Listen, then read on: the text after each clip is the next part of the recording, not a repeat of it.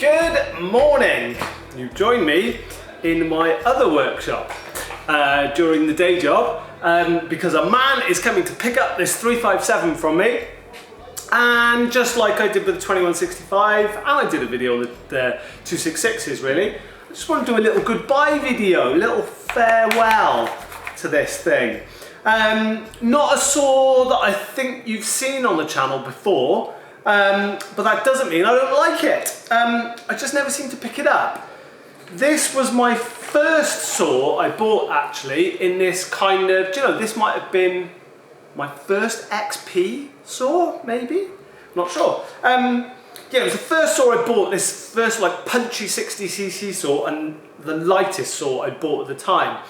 And I remember just being blown away by how revvy and how responsive and how light it was, because my other saw at the time was the 365 Special. And I remember thinking just how good it was, really enjoyable.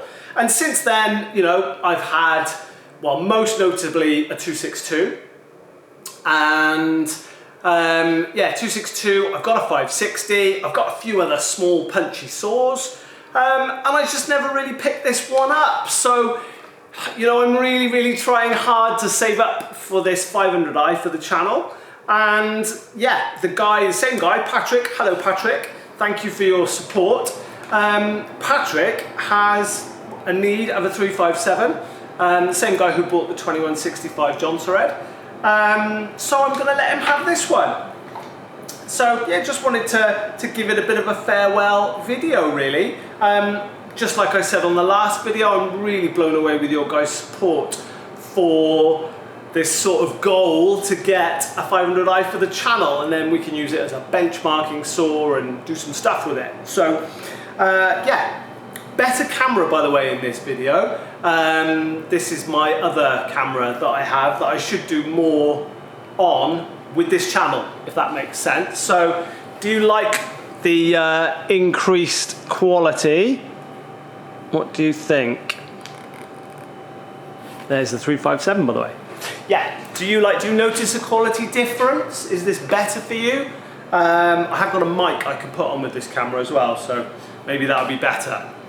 But yeah, these seem to be the saw of the moment, don't they, 357s? Tin Man's just run one. Dino Joe did a big bore, managed to get a 272 cylinder on one and port it up. Made a 7.5 horsepower one. Don't know how he did that.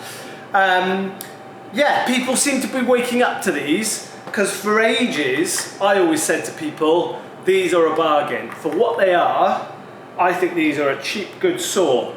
Yeah, they were a bargain for what they are.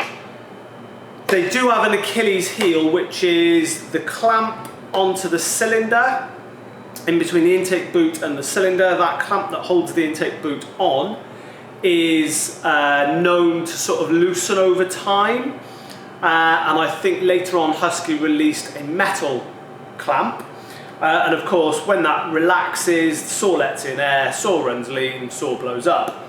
I think they're also known for splitting those boots. So if you do see a cheap one on eBay or one that has running problems, check those things. It could just be the normal stuff, but it could be those things as well. But they're just such good light things. There was also a thing, tell me if you know, there was a thing about a green gas cap. Don't know what that was. Did it have a different vent in it or something? Don't know. But this one runs really nicely. This one does have an aftermarket cylinder on, so I guess this is one that has blown up, but I think it runs really well. Again, I'm not charging the world for it. I'm basically passing it on what I picked it up for, which wasn't a lot of money.